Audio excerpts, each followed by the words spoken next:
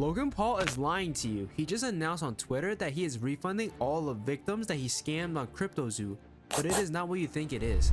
He is claiming that if you participate in his refund program, you can get your money back, but only a little bit of it is true. And to be more accurate, he is only refunding 12% of what he scammed in that program. In the terms and conditions, you will not be able to sue or pursue any zoo tokens after you join the program. So he can get the people that are suing him to drop the lawsuit, and he doesn't have to pay 100% of the money back. So technically, he still did scam those victims. Now let's take a look at this video that Attorney Tom did, which he is the lawyer that represents a lot of the victims that were scammed in the Logan Paul cryptozoo. And in this video, he talks about why the buyback program is a scam. He urges a lot of the victims to not join.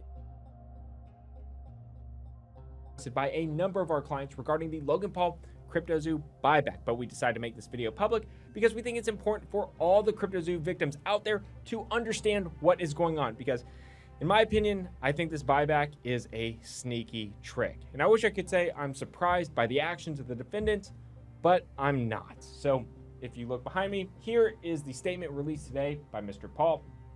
I'm not going to cover a vast majority of this statement, even though I think it's filled with a bunch of inaccuracies, misstatements, and quite frankly, just PR spin. And the reason I'm doing that is because in the coming days, we're actually filing an amended complaint, which is going to answer a lot of questions, I think. This is something we've actually been working on for a while. It's just kind of a coincidence that Mr. Paul is doing this now. But I'm going to mention one part of this statement, and I'm going to do this later. This buyback is for base eggs and base animal cryptozoo NFTs. Only the NFTs, only the base NFTs, not the zoo tokens or the hybrids. Now, why is this important? This is important because if you decide to do the buyback, there are terms and conditions in that buyback. Now I'm going to read you these terms and conditions. It says, by accepting these terms, you acknowledge and agree that you are waiving any actual or anticipated claims against Paul, as well as against any related personal affiliates, agents, partners, employees, service providers, or representatives for monetary or equitable relief arising out of or in connection with cryptozoo, including but not limited to this buyback, your purchase of any zoo tokens or purchase of any cryptozoo NFTs. So he's saying this is only a buyback for the NFTs at their mint price, at a lower price of Ethereum today than it was when you bought it. But you're also waiving your rights to pursue zoo token. And that is pretty ironic because in the one section of the statement that I'm going to talk about, he basically victim blames. He says, this buyback is not intended to compensate those who gambled on the crypto market and lost, referring to the zoo token. It's important to remember that zoo token was created to support the cryptozoo game and its players and was not intended as an investment vehicle.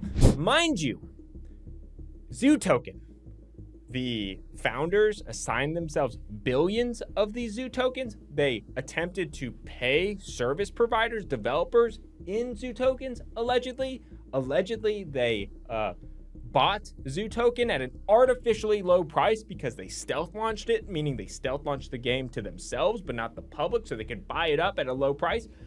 They sure acted, in my opinion, like zoo token was an investment vehicle. Zoo token, there was billions of dollars in trading volume in zoo token, yet for their NFT buyback, they have no problem getting people to waive their claims for zoo token. It's just so disheartening. It's just so disheartening to watch this kind of action unfold in real time. I would have loved if Logan came forward and said, here's the refund, no strings attached, start recouping some of your losses to our victims while we pursue the zoo token aspect, right?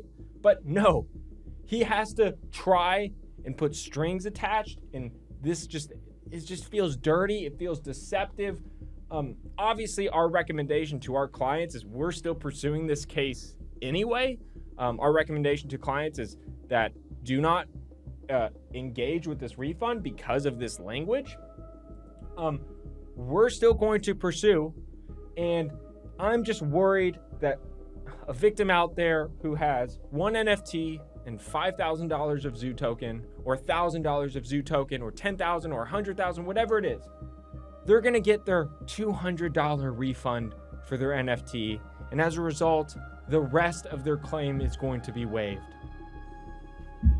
It's just disheartening, and I think people should know what the consequences of that are. That's why we're making this video. Do with that what you will. All right, everybody. Bye. Now, you guys have heard what this attorney said. This is another way for Logan Paul to get away with more money from scamming his fans. So if you are a victim, please reconsider before joining this program and do more research on this. Now, it's been a year since Coffeezilla exposed Logan Paul's scam after he took hundreds of thousands of dollars from victims. Even Logan Paul said that this is the most important thing he has ever done. Yet he just scraped the project in this recent announcement after years of doing nothing with this project at all. And Coffeezilla just posted a new video exposing Logan again about this program, basically saying what the attorney just said before about how his refund program is just another way for him to get off the hook. But he also exposes him for copying his research and investigation he did a few years ago. Already knew because I investigated the story a year ago. But imagine my surprise when Logan Paul tries to rewrite my investigation to pretend he did all the work himself and uncovered the real scam of CryptoZoo while simultaneously trying to erase his part in it.